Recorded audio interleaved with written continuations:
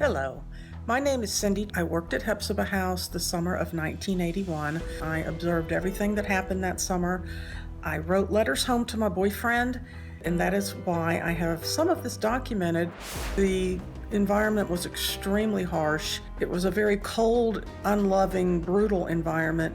I did witness abuse. I witnessed the girls being paddled numerous times, multiple times a day. I witnessed the Williams children being abused. That has been a great grief and frustration to me, and it did a lot of harm to the girls.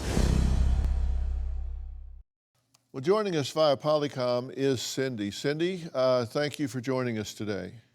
You're welcome. You have a very strong feelings about this, and I wanted to look at some excerpts of a letter that you sent to your boyfriend concerning the food, and this was in the summer of '81. You said in your letter, quote, "I feel like I'm a missionary in Africa. The girls are hungry, and I mean seriously hungry. Their stomachs growl constantly. The ones who have been here a long time are painfully thin." Then you list a girl's name and say, "Looks like she's about to starve to death." Now, this is what you wrote in 1981 before any of this conversation or debate. So that was contemporaneous with your experience there in 1981. You were concerned then, correct? Yes. The food was very substandard. I can remember the first meal that I had there. I don't remember what it was. I just remember that they put this plate in front of me. It was not standard food like any American has ever eaten.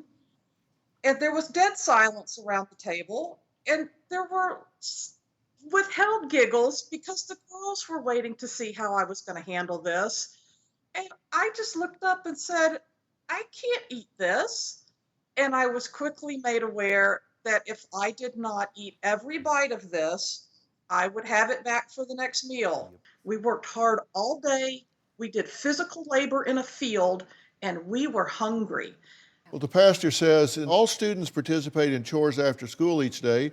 They're not overworked. They all share in the work, including the staff.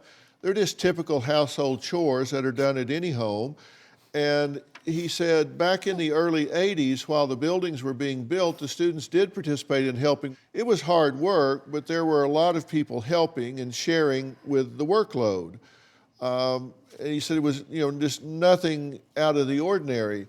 But you also wrote in a letter to your boyfriend concerning these paddlings back in '81, and you said, and I quote, "The girls are paddled constantly, but I'll never get used to it. It makes me feel sick. They get anywhere from 7 to 10 licks for all sorts of minor offenses, for biting their fingernails, for not being feminine, for pride, for being homesick, for crying. I would pass out if someone hit me that hard. Yeah. It is not like a normal spanking. It is truly horrifying." Yeah. What did you see that made you write that? Well, I saw that every day. The girls were paddled every day. They had a systematic system for punishments where if you got essentially demerits, but we called them work duties. If you got a certain number of work duties, you got a spanking that night. But in addition to that, a staff member could simply look at you and say, Karen, you look frightful. Go to the blue room. You're going to have a spanking for that. And no one said a word. The spankings were nonstop. And if somebody who is on staff at Hephzibah says they can't remember that, I will never forget.